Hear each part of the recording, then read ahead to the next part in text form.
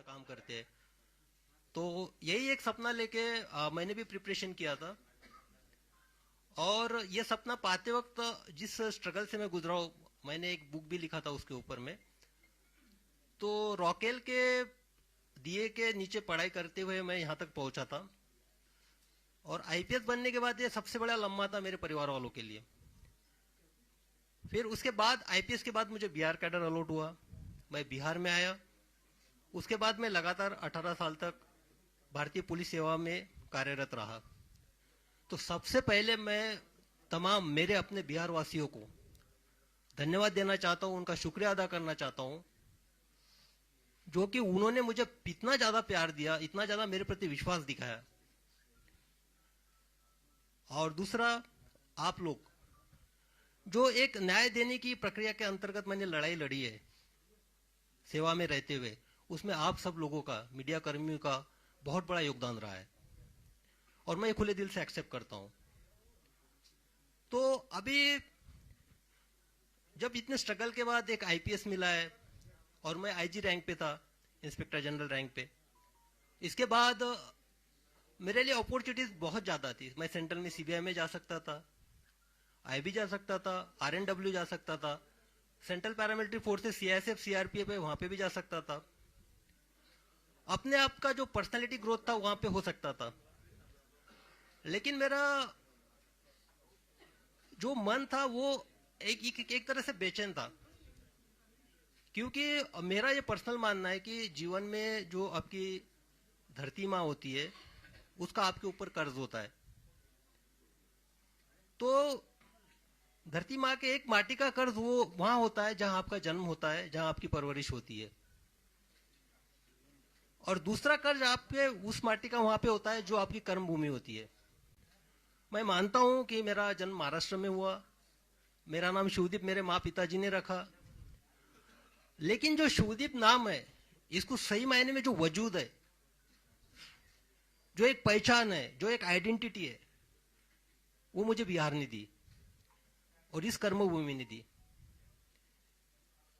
तो जब मैं इस आइडेंटिटी को देखता हूं, मेरे शिवदीप नाम को देखता हूं, जिसने आप लोगों के माध्यम से भी पूरे देश ने जाना, तो मैं अपने आप के लिए, खुद के लिए नहीं जी सकता हूं। जब मैं अभी पूरे बिहार को देख रहा हूं, यहाँ के स्पेशली युवा एनर्जी को देख रहा हूं, युवा पीढ़ी को देख रहा हूं, तो बिहार के आने वाले 10 साल में दशा और दिशा कई सारे सवाल मेरे सामने पैदा करती है, मुझे सोचने पे मजबूर करती है। तो मुझे लगा कि सिर्फ सेवा में रह के मैं अपने आप के ग्रोथ से ज्यादा जिस माटी का कर्ज मेरे ऊपर है उसके तरफ क्यों ना एक कदम उठाऊं, क्यों ना वो बिहार की दशा और दिशा में जो युवा ऊर्जा है, युवा एनर्जी है, उसको चैनलाइज के तौर पे एक माध्यम बनूं। तो फिर मैंने डिसाइड कर लिया कि निस्वार्थ सेवा देनी है। एग्जाम्पल के तौर पे बताता हूं, अभी परसों रास्ते से जा रहा था, एटीएम के बाजू में एक सिक्योरिटी गार्ड खाना खा रहा था। बाजू में देखा, आप यकीन नहीं कीजिएगा, थाली में चावल थे, पानी डाल रहा था, इसलिए मेरा ऑब्जर्वेशन गया, उसमें पानी डाल के चावल खा रहा था पानी के साथ।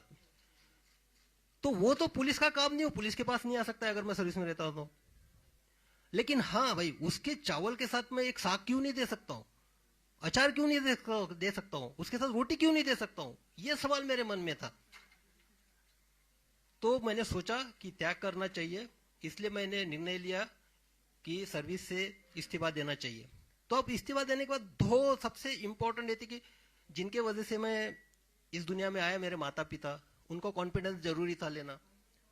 मेरे पिताजी अभी इस दुनिया में नहीं है। जब मैंने माता से पूछा कि मेरी ऐसी ऐसी इच्छा है, मैं बिहार के युवाओं के लिए कुछ करना चाहता हूं और मैं नौकरी से त्यागपत्र देना चाहता हूं, जैसा यहाँ पे हर कोई सोचता है, माँ का पहला रिएक्शन ये था कि अरे तुझे पेंशन तो मिलेगी ना। तो मैंने बोला नहीं, पेंशन के लिए तो मुझे और 2 साल वेट करना पड़ेगा। तो बोले 2 साल, लेकिन तुम अभी क्यों करना चाहते हो? मैंने बोला कि नहीं, मेरी अंतरात्मा की आवाज है ये कि मुझे अभी करना चाहिए, ये सही समय है और दूसरी जो जिम्मेदारी, उसने फिर बोला कि नहीं, आप किसी का दुख दर्द बांटने के लिए जा रहे हो, जिसने तुमको पहचान दी वहां आप कीजिए। दूसरा जो रिस्पॉन्सिबिलिटी था जो मेरे वजह से मेरे लाइफ में है, एक तो मेरी पत्नी डॉक्टर ममता और मेरी बेटी वहां पे आ रहा जो बैठी हुई, तो इनकी जिम्मेदारी भी एक होती है, तो इससे भी मैं भाग नहीं सकता था। जब मैंने मेरे पत्नी से पूछा कि ऐसा ऐसा मैं करने जा रहा हूं, तो क्या आप मुझे साथ दोगी, तो उसने हमेशा से मेरा साथ दिया है। उसने बेहिचक बोला कि आपको जो करना है कीजिए, बेटी की रिस्पॉन्सिबिलिटी मैं संभाल लूंगी, मैं सब कुछ देखूंगी।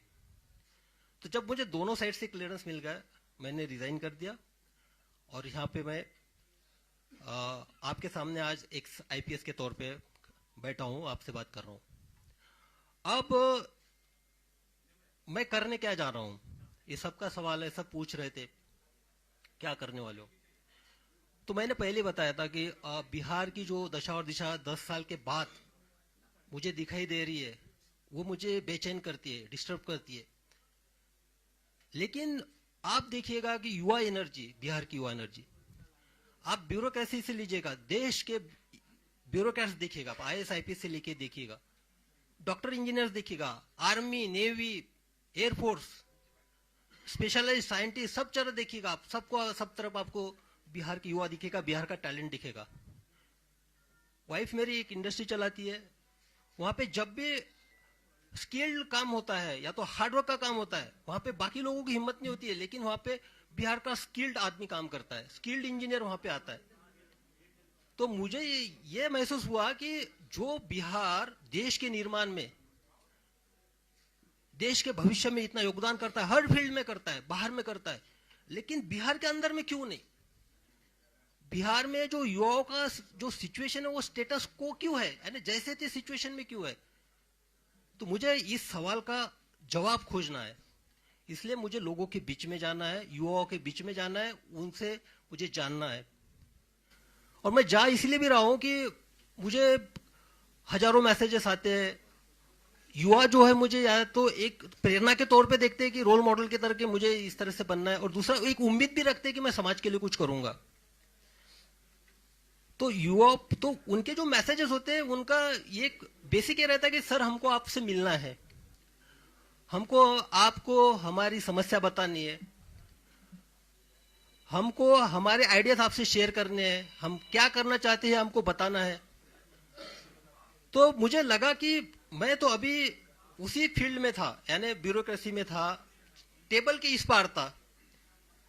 तो टेबल के इस पार अगर बैठ के सुनूंगा तो कोई मतलब नहीं है, तो और उनको बुलाऊं मेरे पास, ये भी कोई मैटर नहीं करता है। तो मैंने डिसाइड किया कि उनके पास जाना चाहिए, जो धरातल से मुझे मैसेजेस आते हैं, जो मेरे साथ कम्युनिकेट करते हैं, जो संदेशा भेजते हैं, उनको मिलना चाहिए, डायरेक्ट मिलके उनसे समझना चाहिए कि क्या हो सकता है, उनकी सोच क्या है, सोच में बदलाव कैसे लाया जा सकता है। तो एक एक उसी तौर पे मैं अभी निकल पड़ा हूं, युवाओं से मैं मिलूंगा। और इसके मेरे जो एक रन फॉर सेल्फ है, एक रन फॉर सेल्फ ये मेरा इंडिविजुअल है, मैं निकल रहा हूं मिलने के लिए। तो इसमें मेरे 3 प्रिंसिपल्स है बेसिकली। पहला तो ये है कि देखो, आप फिट है, मैं भी फिट हूं, आप फिट है तो आपका परिवार भी फिट है। और सबसे बेसिक जो है पूरे इसका रन फॉर सेल्फ का फाउंडेशन ये है, मैं किसी को क्रिटिसाइज नहीं कर रहा हूं, ना मुझे किसी सरकार पे बात करनी है, ना मुझे व्यवस्था पे बात करनी है, ना मुझे किसी कमियां गिनानी है, ना मुझे किसी के पॉजिटिव निगेटिव पॉइंट्स गिनाने हैं। मुझे सिर्फ ये बताना है कि भाई आप इंडिविजुअली अपने आप में क्या बदलाव ला सकते हो, और वो शुरुआत अपने आप से करनी है। तो उसी के तौर पे बदलाव आपसे तभी चालू होगा, आप पहले फिट हो गए। फिट होने में इतना मतलब नहीं कि आपको कुछ बॉडी वॉडी बनाना है या ये करना है। फिट मीन्स आप फिजिकली कितने फिट रह सकते हो। मैं भी जो सेवा दे पाया हूं वो फिटनेस के तौर पे दे पाया हूं, एक निरोगी के तौर पे। इसलिए मेरे एक इसका पार्ट ये भी है कि मैं 20 किलोमीटर दौड़ूंगा, जो पूरे बिहार का मेरे सामने एक प्लान है, उसके हिसाब से मैं 20 किलोमीटर एक जगह दौड़ूंगा, बाद में दूसरे डिस्ट्रिक्ट में दौड़ूंगा, हर जिला को मैं टच करूंगा। और उसके साथ दूसरा जो है, आप मेंटली फिट भी होना चाहिए, साइकोलॉजिकली फिटनेस चाहिए। यहाँ पे वो जो स्टेटस को की मैं बात कर रहा हूं, जैसे थे सिचुएशंस की, तो भाई मैंने देखा है, आप लोगों में एनर्जी देखी है। मैं जब पटना से ट्रांसफर हो गया था मेरा, why Patna is crying for this cop, एक आर्टिकल छपा था नेशनल लेवल पे टाइम्स ऑफ इंडिया में, हाहाकार मच गया था, लोग रो रहे थे ट्रांसफर के बाद। और वो लोग कौन थे? वो लड़के थे, स्टूडेंट थे, जो 14 दिन तक 4 या 5 डिग्री सेंटीग्रेड में अपना अनशन पे बैठे थे 9 दिन तक। तो क्या था उनका, मैंने पासपोर्ट बनाया था या किसी को मैंने केस से निकाला था, उनके लिए मैंने क्या किया था? लेकिन वो मेरे लिए सामने आए थे, उन्होंने एक अपना एक रेजिस्टेंस दिखाया था कि ट्रांसफर के प्रति। उनके जो आंसू है, वो आंसू मेरी जिम्मेदारी और बढ़ाते हैं। देखो, आपका कोई खून का नहीं है, आपका कोई रिश्तेदार नहीं है, आपका कोई सगा सोरा नहीं है, और वो आपके लिए रो रहा है, तो जिम्मेदारी और आप पे बढ़ती है। और उसके बाद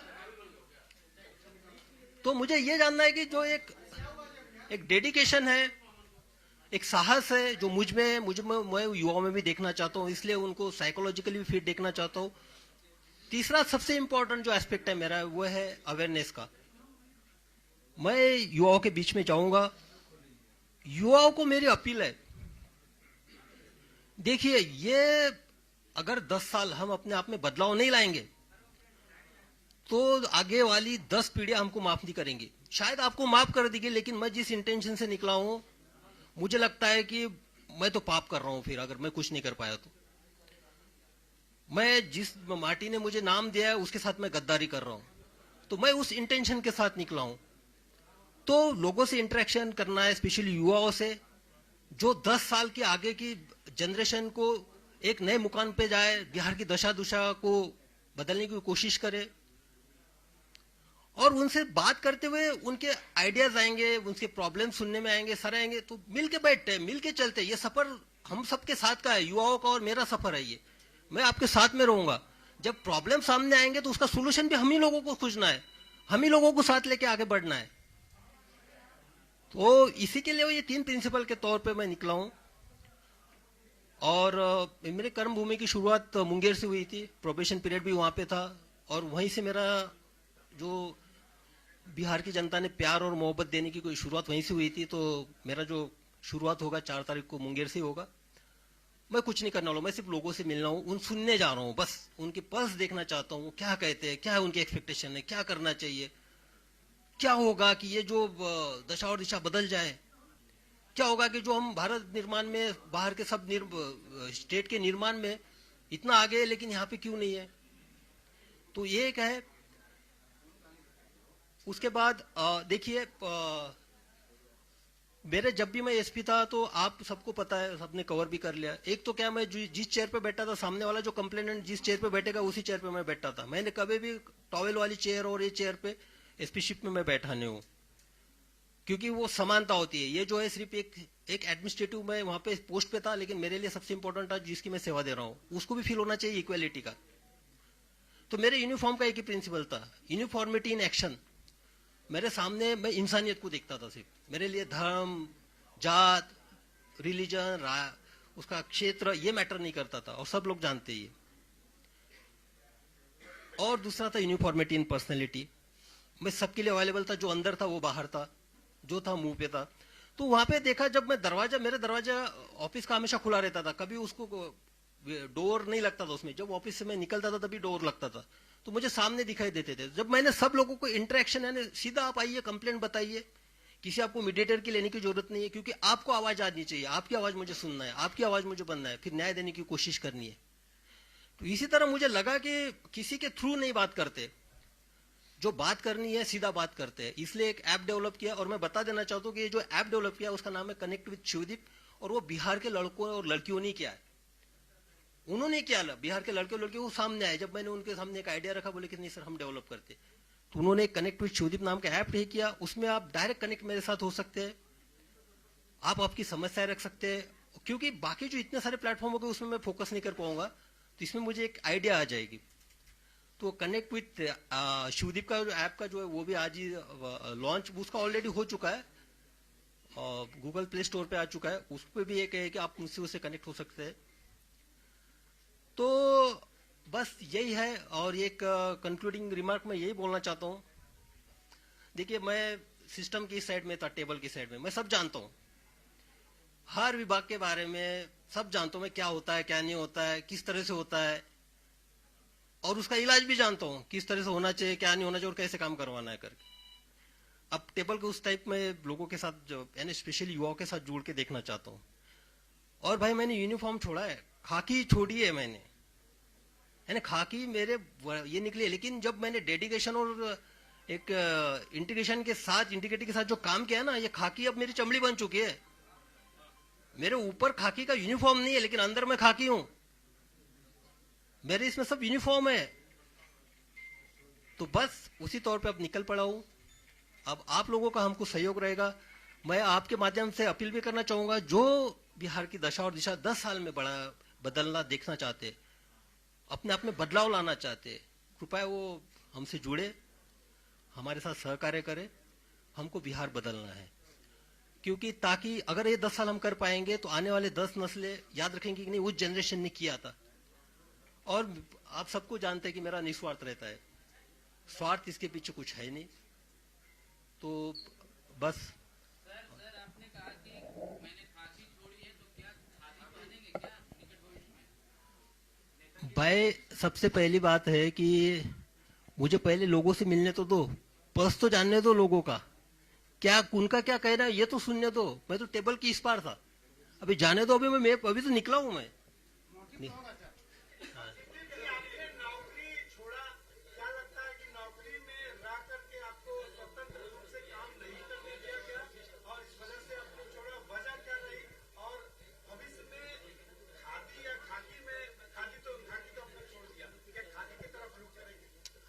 मैं पहले क्लियर चुका हूं, एक माटी का कर्ज उतारने के, इसमें एक मेरा पहला कदम है। और मैंने खाकी छोड़ी है, मेरी चमड़ी खाकी की है, मैं खाकी रहूंगा, मेरा जो फंक्शनिंग होगा वो खाकी का ही होगा, एक्शन भी मेरा खाकी का ही होगा। ये जरूरी नहीं, मेरे कर्तव्य जो है खाकी में जो मुझे कर्तव्य सिखाए वही मेरे कर्तव्य होंगे।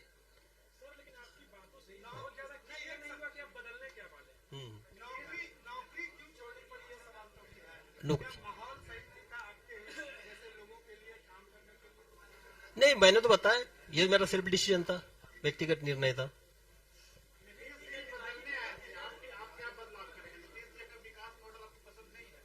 अरे भाई पहले हमको लोगों में जाने तो दीजिए, यंगस्टर्स में मुझे जाने दीजिए, यंगस्टर्स में।